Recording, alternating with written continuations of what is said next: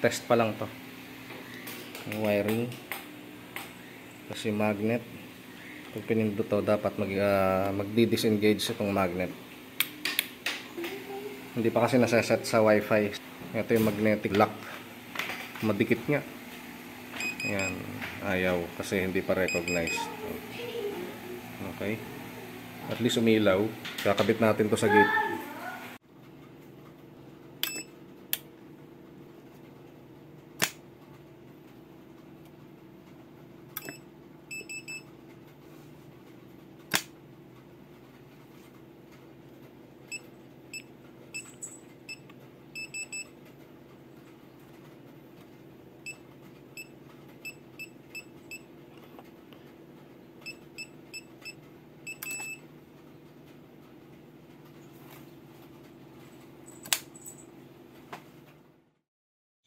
Ito na yung kinabit ko na gate lock.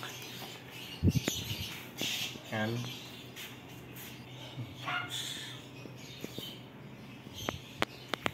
Ito. Pag bubuksan siya, then ito yung pag gusto mo mag-exit, pag nasa loob ka syempre. Yan. 180 kilograms yung lock niya, yung lock weight tawag doon.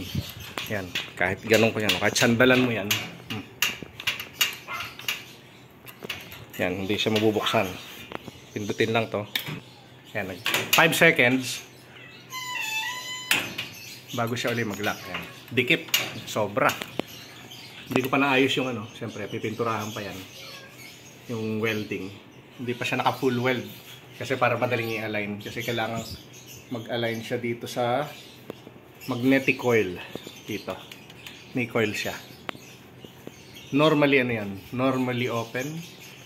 Then tignan nyo. Pindutin ko to. Okay. Wala. Madede-magnetize. Tapos pwede rin dito. To. Fingerprint na pa-program. Tapos pwede ding password numeric. Ayan. Hindi siya magbubukas. Hindi ko muna sinara kasi hindi ko mabubuksan eh. Yan, ito na, super automated na tong bahay. Lupit no. Ang welding. Tingnan nyo, ganda na welding ko, ano mga tol. Parang factory. Yan. Ayun yung magnet niya. Ano siya, bali electronic. May ano siya, may coil sa loob. Dikit na yan. Dikit agad.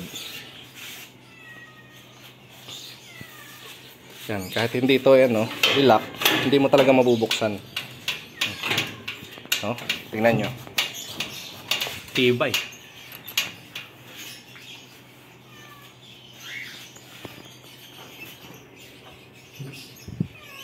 Open. Yan, 5 seconds. After 5 seconds, mag-e-engage yan. Yun, didikit ulit.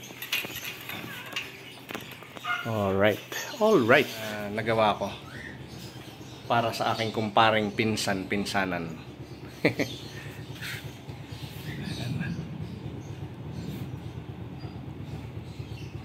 Wiring.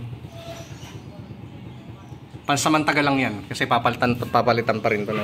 I-upgrade pa rin ito. Ayan. Never ending upgrade yung gagawin namin dito.